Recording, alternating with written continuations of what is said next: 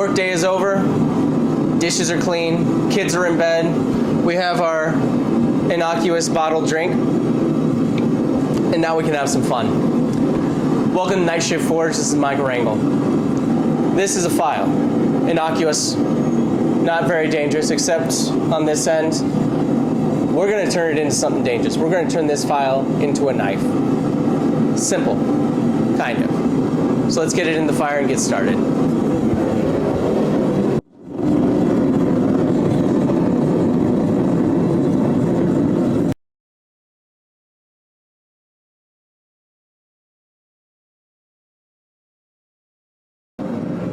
All right, first thing we're going to do is develop that tip. So we're going to do that by hitting downward kind of at an angle. We want to be careful not to create fish lips at the end. And you're going to have to work both sides. Here we go.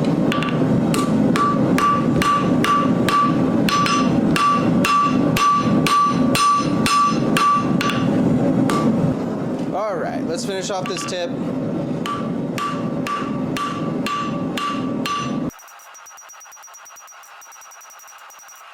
Try and get it as close to the same width as possible.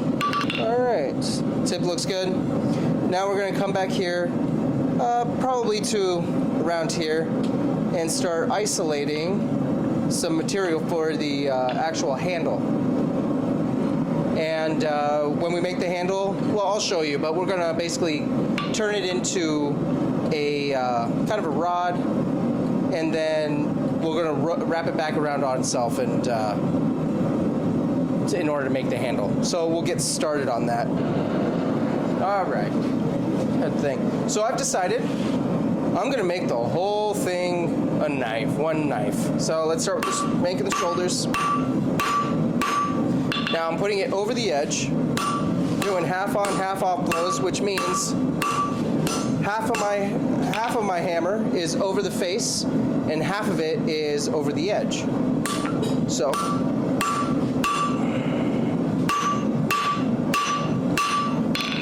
you can see it's starting to make a step right here. Now what we want is to bring it all the way up to about here, and then start making it into a kind of longer bar. That way we can wrap it around and have a fun handle. So, but I just want to isolate this first before actually, and then work on the blade a little bit more before actually making the full handle. Yeah, that's good.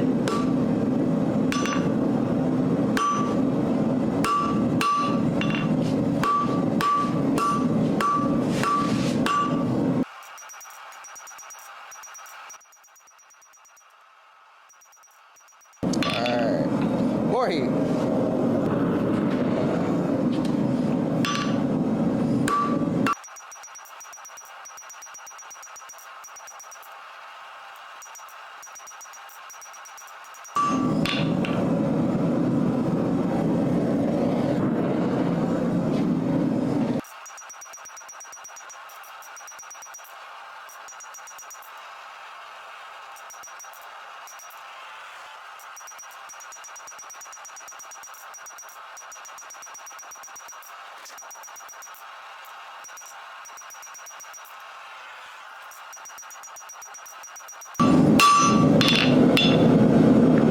Looks like we're starting to get a cold shut there. I'm a little worried about it. I wasn't paying attention.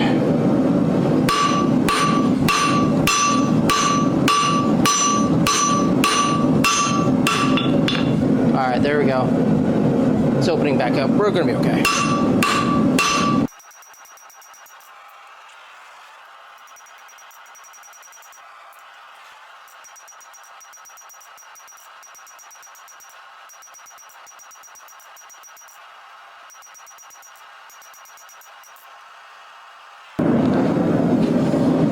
I'm going to get a little bit more on this. I may have started a little bit too far forward, so we'll just get it as big as we can, which it'll probably be still a pretty sizable knife.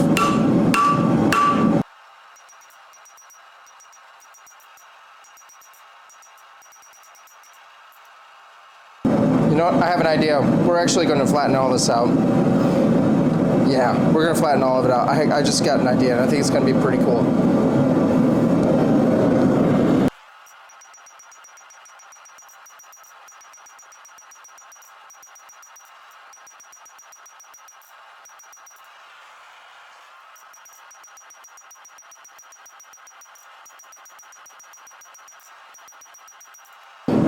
Okay, we're getting there. Almost done.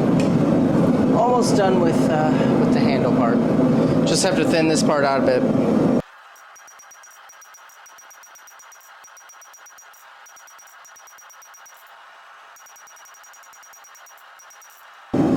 Gotta thin this section out just a little bit, and then we'll be just about done. And then we'll clean everything up, make sure it's all as even as possible.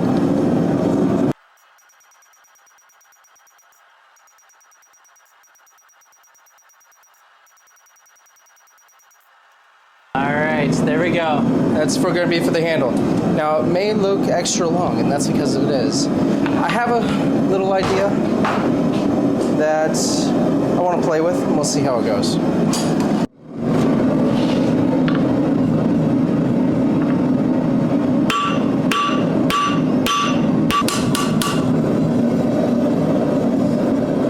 See how it's bananing. It's starting to look like a banana going the wrong way. So we'll have to correct that on the next heat. Bring this tip down and make it a little bit more in line. Get the spine in line at least.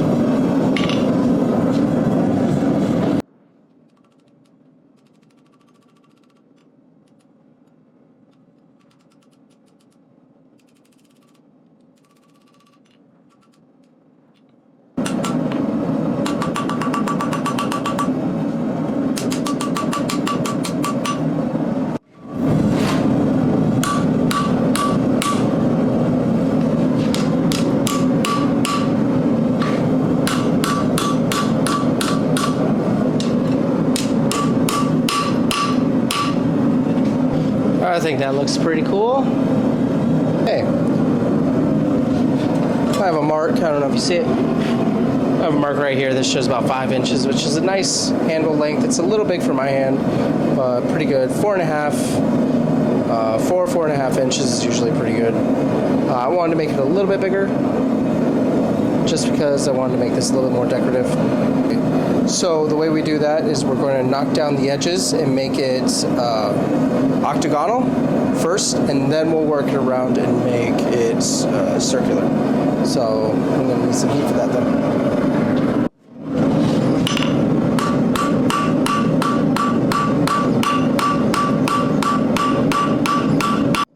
I'm seeing that there is a pretty bad crack right here. Not much I can do about it. It's back in the handle, so I'm not too worried about it. I just have to be careful as I round this off.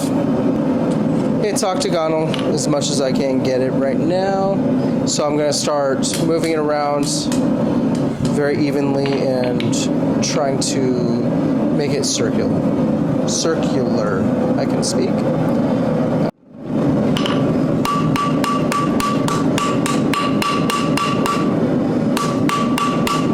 So we had a little failure.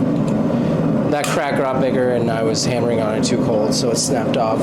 We still have plenty of handle to wrap around and make. We just can't do the stylization that I wanted, and the finger hole that I wanted. But that's okay. Stuff like this happens, and now we have that.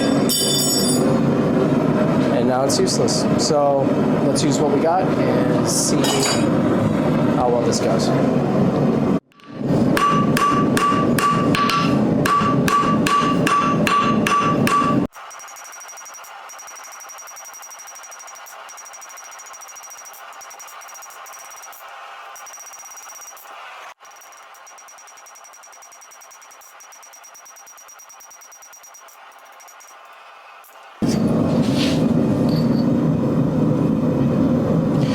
We have 6 inches of handle. We need to stretch this out a little bit more. I may have to take some of the blade with it.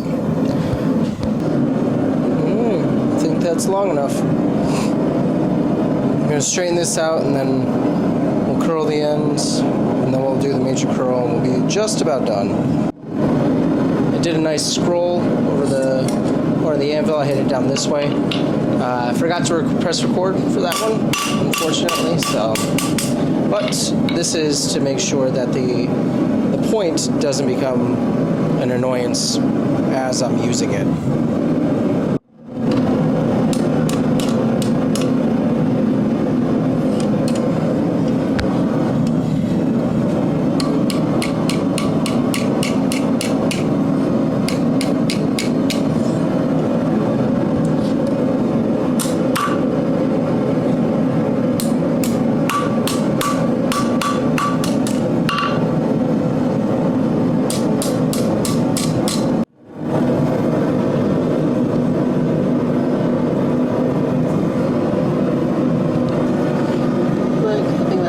Nice.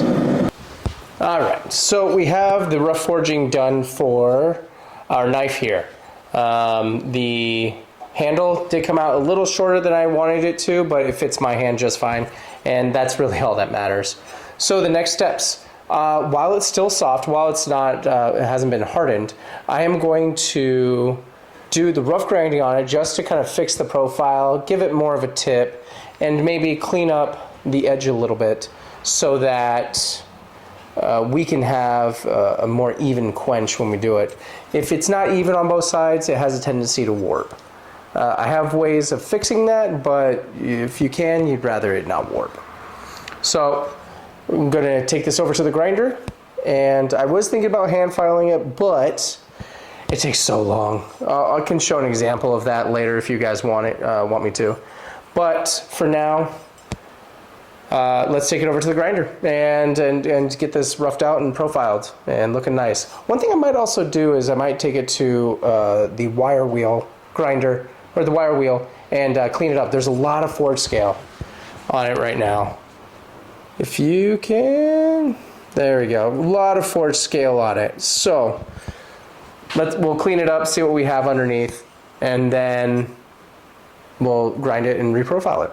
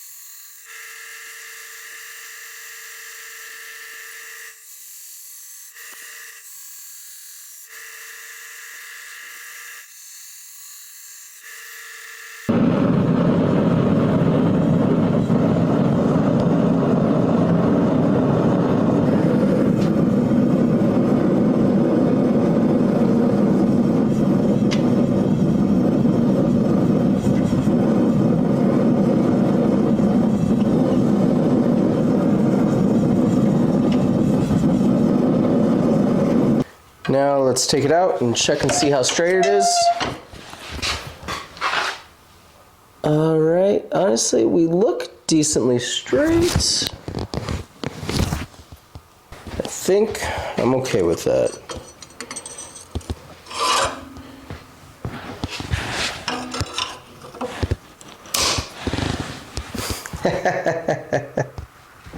And that's my fault right there.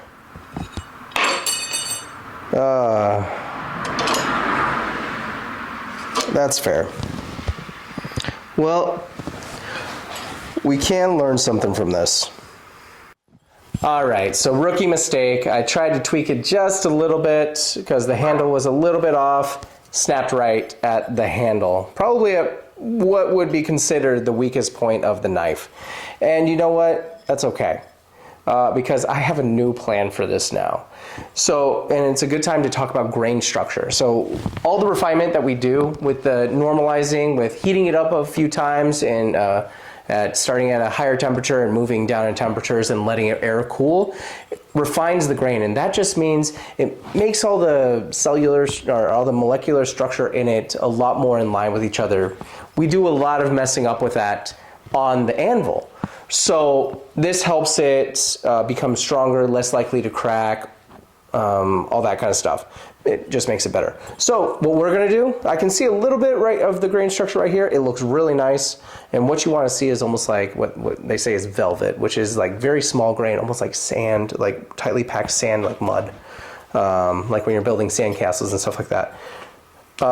It looks really nice from what I can see, but I wanna see further into the blade. So I'm gonna do something that I haven't done before, which is break one of my own blades. So let's get it in the vise and hit it with a hammer, bend it, do whatever we can to break this thing. All right, let's see how easily this breaks. Beautiful, first try. All right, let's take this out and see. And, okay, grain structure isn't that bad, but I can see, and let me get something to point with. Ooh, a nail, perfect. All right, I can see, and I don't know if you can see, but I can see a couple of dark spots that go across here. Those might have been microfractures, but everything else looks all right for the most part, which is kind of cool to see. But yeah, there's a couple of, I think those are cracks, micro cracks and stuff like that. That probably went in line, yep. If you look at it, it goes in line with the file itself. They all end it there. So that's a really cool view of the internals of a knife and kind of what you want to see for the most part, except for like these cracks. So what do we learn? Grain refinement through normalization cycles, annealing, things like that, before you go through the quench is very, very useful. And maybe I'll go do something in the future where I take some hardenable steel, quench it, pound on it, quench it without a normalization cycle and quench it with and see if we see any difference. Maybe that's something I'll do later on. But for right now, we ruined it horrifically, and I love it because we learn more from our mistakes than we do our successes. And this is all about learning right now, so I think this is a good place to stop. Thanks for coming by. Please like, comment, subscribe. Tell me, what would you have done differently with this? Would you have done a different shape? Comment those things and let me know. And if you have any ideas for any future videos, please let me know as well. And I'll see you next time on the night shift. Get down just a little bit further. All right, give me a hammer. There should be one right over there. No, not the windmill. That one. Yeah, that one. All right, my wife gets a chance. I'm scared. Don't be scared. Just. It's fun to break things.